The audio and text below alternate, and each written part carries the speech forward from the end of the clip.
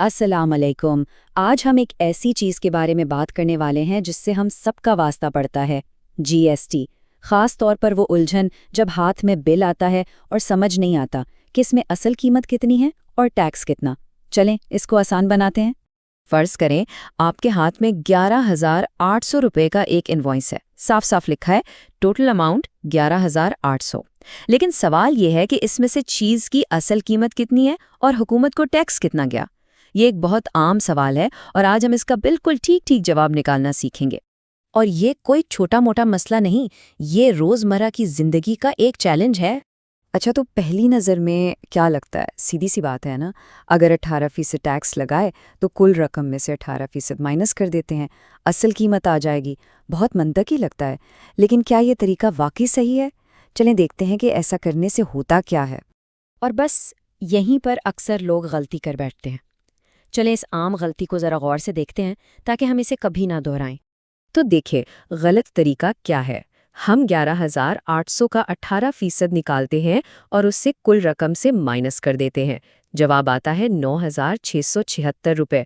और ये जवाब बिल्कुल गलत है। अब सवाल ये उठता है कि भई ये गलत क्यों है? अच्छा, तो इसका राज बहुत सादा सा है। जो 18% जीएसटी है ना, वो कुल कीमत यानी 11,800 पर लगा ही नहीं था। वो तो लगा था असल कीमत पर, जिसे हम बेस प्राइस कहते हैं। तो जब हम कुल रकम का 18% निकालते हैं तो हम एक ऐसी रकम का फीसद निकाल रहे होते हैं जिसमें टैक्स पहले से ही शामिल है। यही असल गड़बड़ है।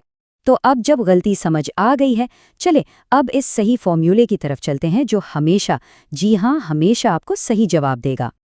और वो जादुई तरीका माइनस करना नहीं, बल्कि तकसीम यानी डिवाइड करना है। जी हाँ, आपने सही सुना।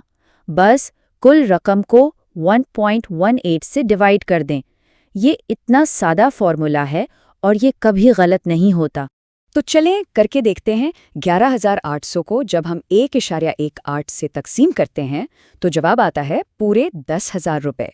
ये है हमारी असल बुनियादी कीमत। इसका मतलब साफ है कि बाकी के 1,800 रुपये टैक्स के थे। देखा कितना आसान हो गया ये सब। तो यहाँ समझने वाली सबसे अहम चीज़ बेस प्राइस या बुनियादी कीमत है। ये वो रकम है जिस पर टैक्स लगाया जाता है। ये जो तकसीम वाला फॉर्मूला है ना, ये इसलिए काम करता है क्योंकि ये इस अमल को बिल्कुल उल्टा कर देता है जिससे दुकानदार ने टैक्स जोड़कर कुल कीमत बनाई थी। अगर इस पूरे अमल को याद रखना है तो बस ये 3 आसान स्टेप्स जहन में रखें। पहला, अपना डिवाइज़र बनाएं, यानी 1 जमा टैक्स की शरह। 18% के लिए ये हो गया 1.18। दूसरा, कुल रकम को इस डिवाइज़र से तकसीम कर दें, इससे आपको असल कीमत मिल जाएगी।